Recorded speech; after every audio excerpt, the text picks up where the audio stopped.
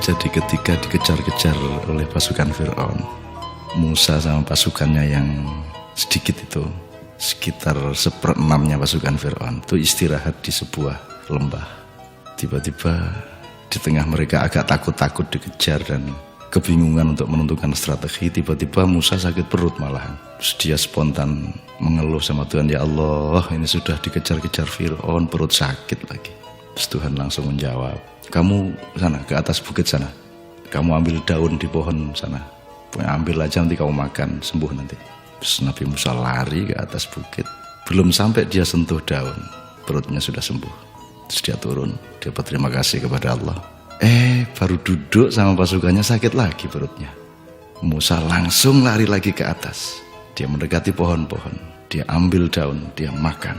Tidak peduli rasanya, yang penting supaya sembuh. Dia makan sehelai, 2 helai, 3 helai, tapi sampai berhelai-helai daun dia makan, perutnya tidak sembuh-sembuh juga. Maka dia protes kepada Tuhan, ya Allah, aku sudah makan sekian daun, perutku tidak juga sembuh.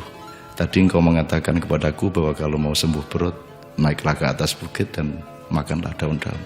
Terus Tuhan menjawab, saya duga sambil tertawalah, Tuhan, tadi yang pertama sakit perut kamu kan minta tolong, yang kedua kamu tidak bilang-bilang, kamu langsung naik bukit aja.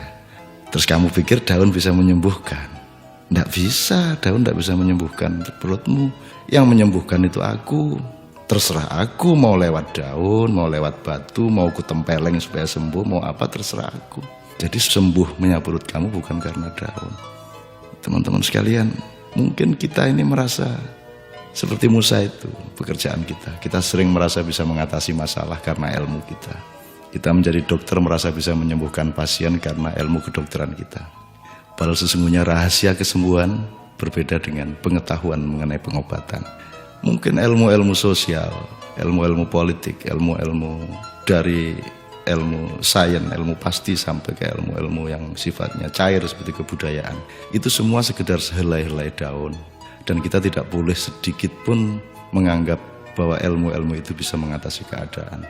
Tetap ada satu otoritas di luar dimensi yang bisa diketahui manusia yang kita butuhkan untuk membantu kita supaya sakit perut nasional kita ini sembuh. Nah, jadi ini soal kerendahan hati. Mudah-mudahan kita ingat bahwa semua penyakit kita ini tidak hanya bisa kita atasi dengan kehebatan kita, tapi kita butuh yang lain. Yang lain itu mungkin Tuhan, mungkin apa sajalah, terserah Anda menyebutnya. Tapi pokoknya jangan terjebak seperti Nabi Musa. Terima kasih teman-teman.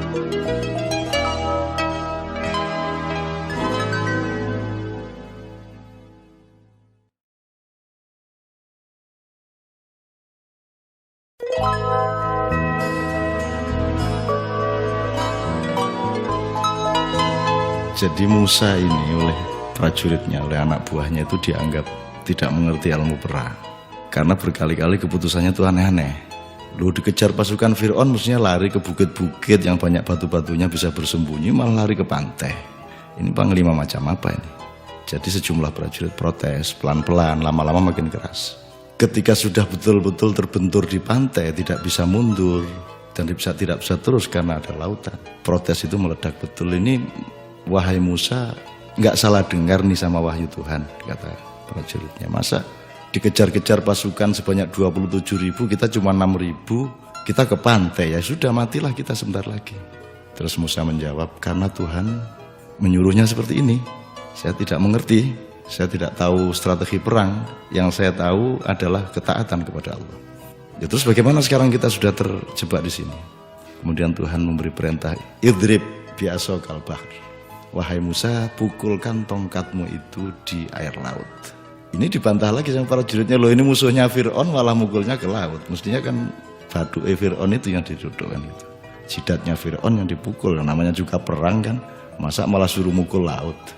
Mungkin di zaman modern ini kalau ada orang melakukan seperti itu kita bodoh-bodohkan. Karena orang tidak mengerti ilmu dialektika, dan yang dilakukan Tuhan dalam perintah kepada Musa itu sebuah dialektika yang nanti dibuktikan oleh tenggang waktu. Dan ketika tongkat itu dipukulkan, terbelahlah laut. Kemudian pasukan Musa disuruh untuk masuk di antara belahan itu sampai lolos ke seberang. Tapi kadang-kadang memang kita harus berendah hati kalau ada gejala sejarah atau pemikiran-pemikiran baru yang tidak cocok dengan mainstream, tidak cocok dengan ilmu yang kita tahu. Ada baiknya untuk keselamatan bersama ke depan sebagai bangsa atau sebagai manusia, kita mau juga mendengarkan hal-hal yang mungkin gak cocok sama pikiran-pikiran yang sekarang berlaku umum. Jadi tolong jangan pernah meremehkan sesuatu yang seolah-olah salah dan seolah-olah tersembunyi selama ini. Kira-kira gitu hikmahnya.